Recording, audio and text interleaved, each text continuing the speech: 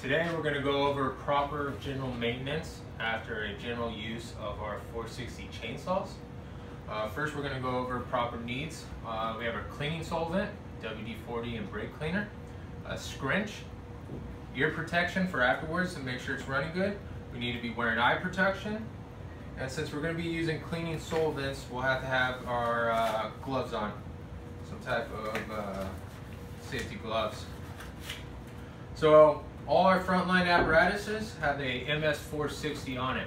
Expectations to know the ins and outs of our Stihl chainsaw. All that can be found in your resources page in the owner's manual, and that includes everything from what type of chain we use to the size of the bar, RPMs, fuel tank size, oil tank size, fuel ratio, and RPM settings.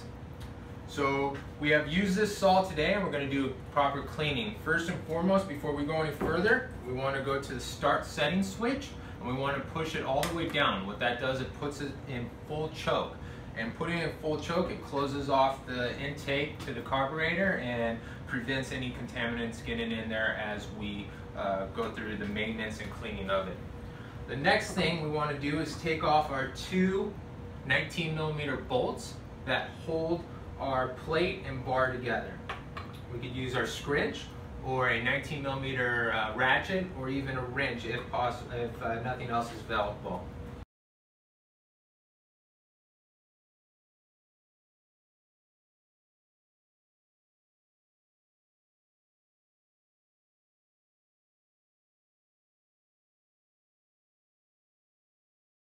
Keep track of all our parts, place them to where we won't lose them or misplace them.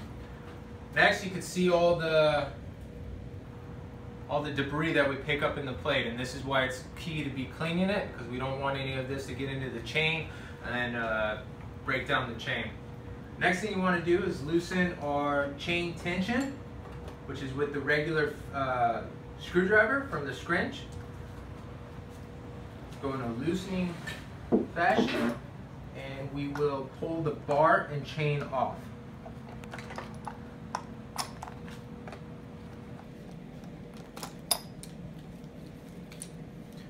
Keep track of it. Alright, once we get done wiping it as best we can, we want to go ahead and take our air hoses and blow off the remaining of the debris.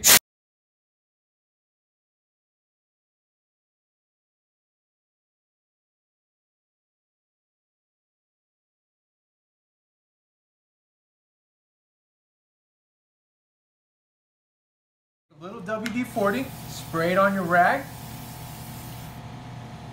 and wipe down the remaining plastic.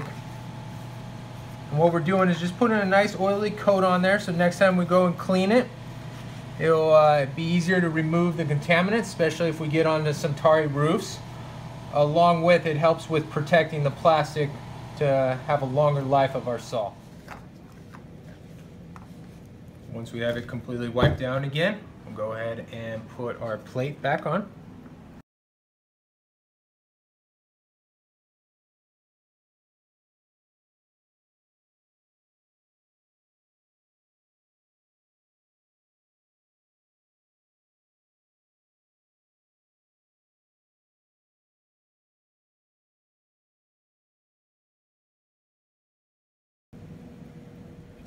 We're going to clean our chainsaw bar plate cover. We want to first make sure that we don't have any damage to it that we see. Go ahead and flip it over. We want to make sure that our chain guides are there and in place. And then the next thing we want to do, just like cleaning the saw, we want to just take a rag and wipe off all the debris we can.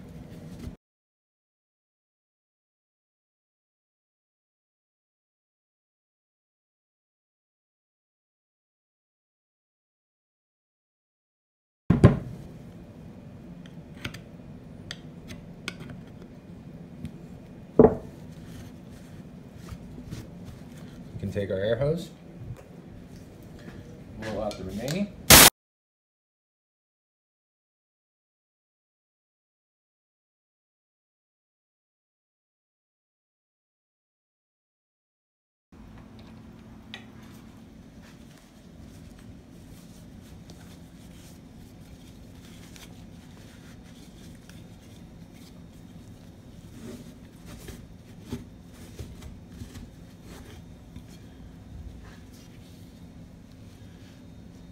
some WD-40 spray. Give it a good wipe.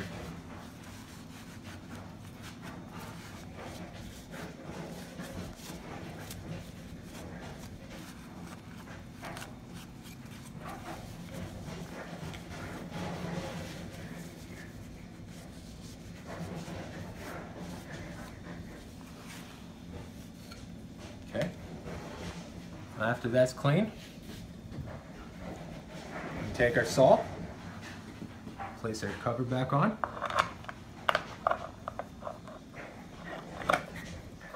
and take our two 19mm bolts and hand tight them again.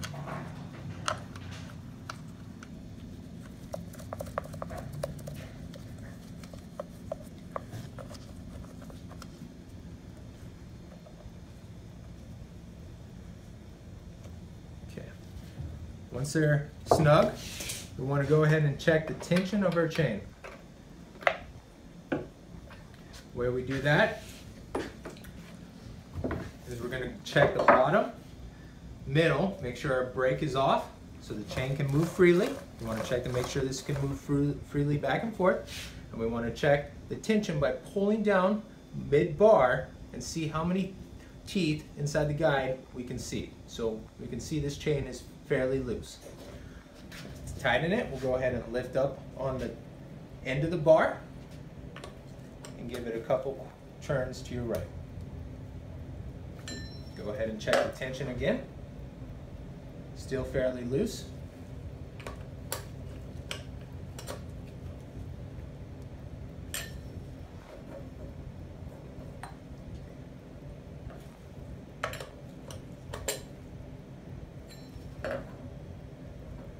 Okay, once the tension's been made, we want to make sure we can still move our chain freely back and forth.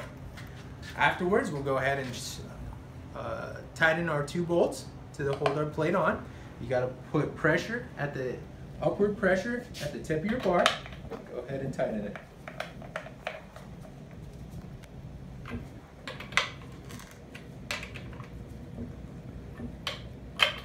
Once it's snug, go ahead and release the hand at the tip.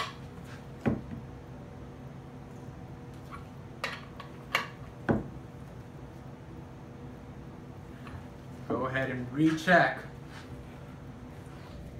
tension. Make sure that it spins freely.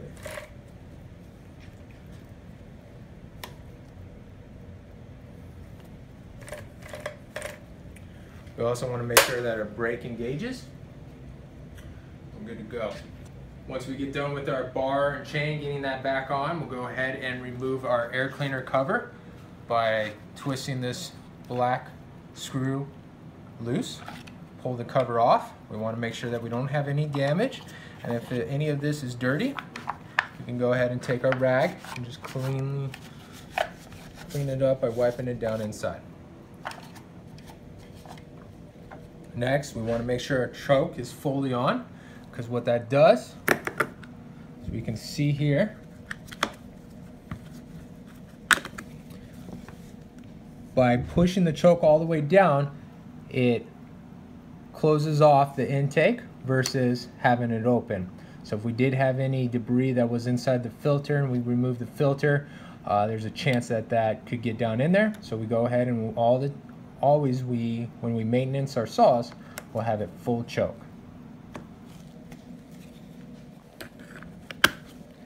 Check our air cleaner. Make sure that we don't see any damage. And the best way to clean these air cleaners on our Stihl saws is to take the air hose and gently blow it out.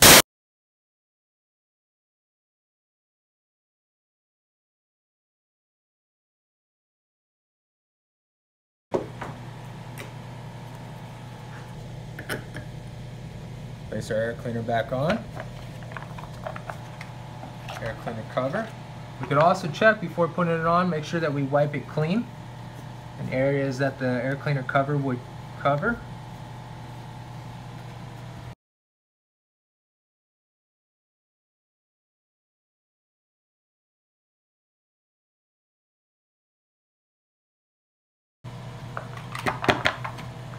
By removing this cover, we have access to our spark plug. We want to know the size of our spark plug and the potential of changing it. We need to be also familiar with, just in case we foul our plug during an incident. The steps of changing it are pretty simple. All our saw bags carry a extra plug in it. Go ahead and remove the coil.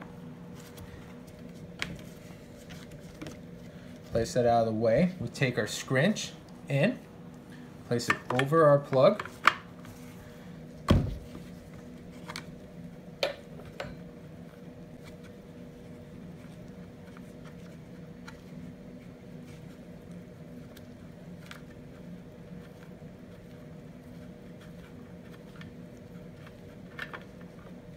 Okay, and then we can replace it with another plug that we have in our saw bag. When we go to put it back in, put the new one back in. Go ahead and hand tighten it. This is not we do not change our plugs during the general maintenance of a saw. These would be a scenario where if we fouled a plug out and we're not able to get it started. Go ahead and tighten it. Put your coil back on, snaps into place. Put your air cleaner cover back on. Hand tight. And then, now that we're all done, we want to go ahead and just do a general clean of the outside. Wipe it down first.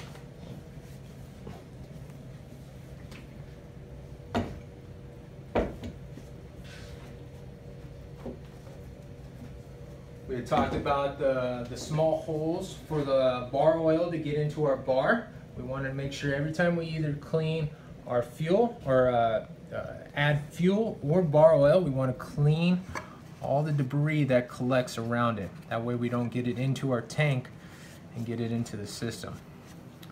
We can take our air hose,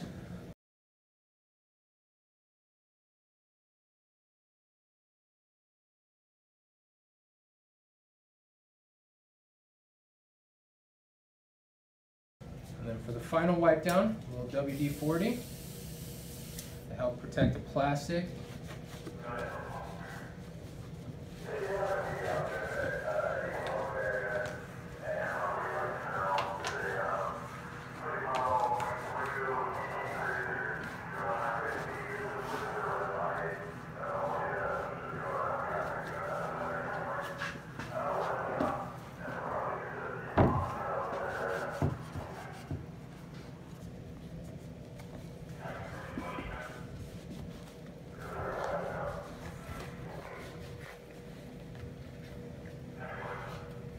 Okay, the next step would to properly start it and run it through the start sequence and make sure that all the features of the saw are working accordingly. Once we get done with the maintenance, next thing we want to do is come out and check our fluids. We've already wiped clean the area that surrounds the gasoline and the bar oil. We use a pre-mixed fuel. Remove the cap, check the fluid, the gasoline, and you want to check the bar oil. Both are full. Okay, a couple key concepts before we fill up. Once we fire this up, we want to give it a chance to warm up. You want to take your bar cover and place your saw on top of that so that with the vibration of the motor, we don't prevent any damage or wear to the bottom of our saw. When we go to start it, brakes on, compression switch is on. Our starting switch is all the way down, which indicates full choke. Your right foot on your handlebar and pull. You're going to pull until it fires initially. You heard that fire? You want to switch up to the on position or 3/4 choke. Decompress your compression switch and fire it up.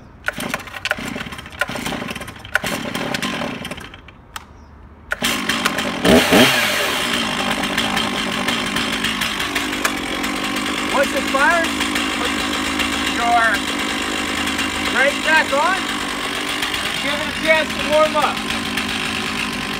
About 30 to 60 seconds of warm up.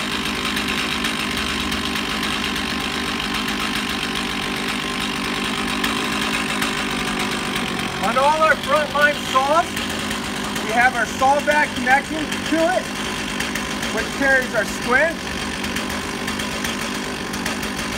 and a chipper train. The chipper train does not have any carbide to it, so we'll be using this more on wildland or urban interface, cutting trees or weeds, versus using our carbide infused chain where we can be using that on our rooftops of our residential houses or commercial buildings.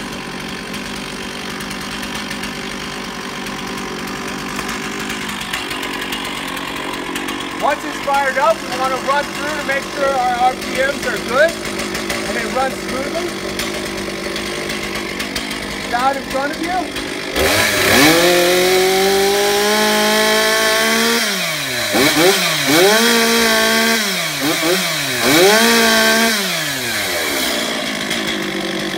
Go full throttle for about 5 to 10 seconds. Next thing you want to do is make sure you're at your brake work.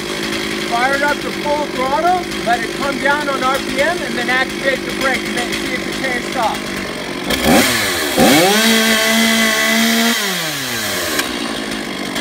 Brake works good. Next thing to do is to see if our bar oil pump is working appropriately. Bring the bar down to the ground and we're looking for the oil to be sprayed off the chain.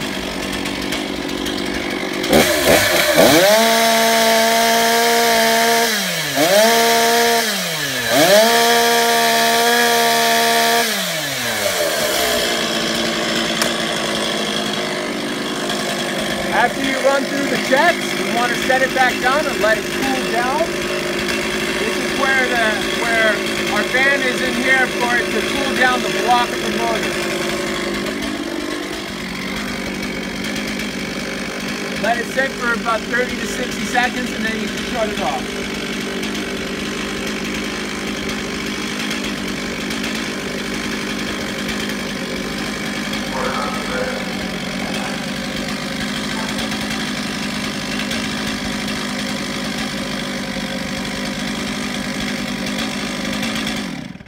On all our apparatuses, we also carry regular and pre-mixed fuel. If you need to refuel chainsaws, check to make sure that the fluid's full. If it isn't, we'll take our gas jug,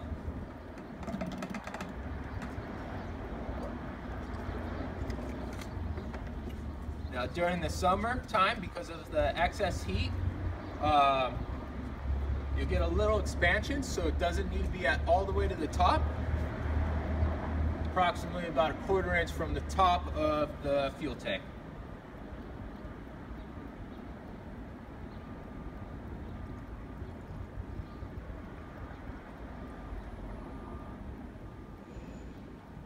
Okay.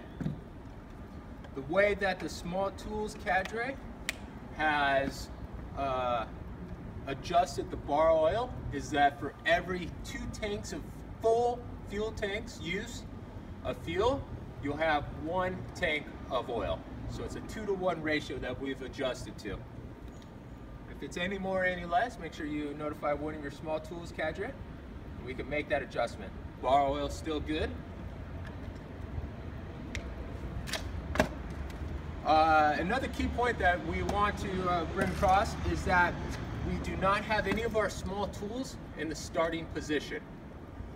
So make sure that your starting switch is in the off position and put it back on the apparatus. Put your bar cover on to protect the chain and your tools cache.